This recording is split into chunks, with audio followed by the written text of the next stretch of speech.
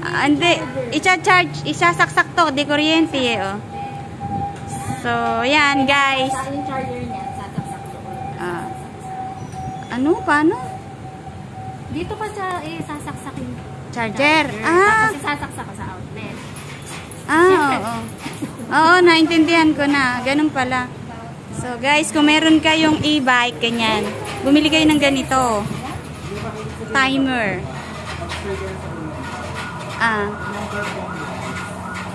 2 hours kada bar.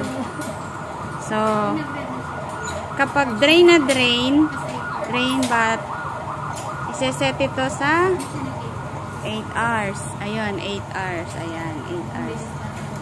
Tapos isasaksak mo yung charger dito. Tapos, ito naman, isasaksak mo sa kuryente. Tapos, tutunog na siya pag natapos na ang 8 hours. So, ganun lang guys. Bumili kayo nito guys. Hello vlog. Welcome to my guys. Ayan po ang name. Countdown timing socket. Hydro Pure. Dito po kami ngayon sa Scooter City. Baliwag, Bulacan. Yan, bili po kayo nito para hindi masira ang inyong battery pag nagcha-charge kayo. Welcome to my guys, kuya. Welcome to my guys. Vlogger. Ayan. Please subscribe to my YouTube channel. Yan ko yung mga ano. Itong 4 wheels na to, ito ay mura lang, bili na kayo. Pwedeng home credit. Hindi ko mabasa, sobrang liit niya. Sige, yun na lang. Punta na lang kayo dito pag gusto niyo bumili. Basta ito, bibili ako nito. Kasi, para hindi ma-overcharge ang aking battery. Lagi na lang nasisira ang aking battery. Kasi lagi na-overcharge. Ayan.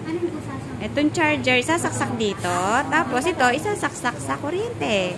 Ayan, sige, bye-bye.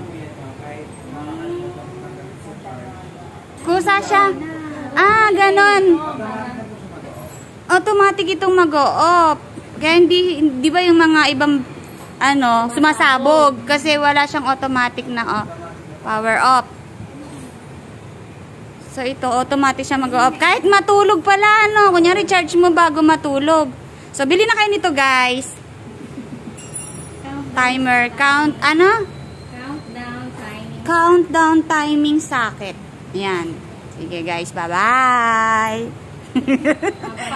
Bye-bye. Bye-bye.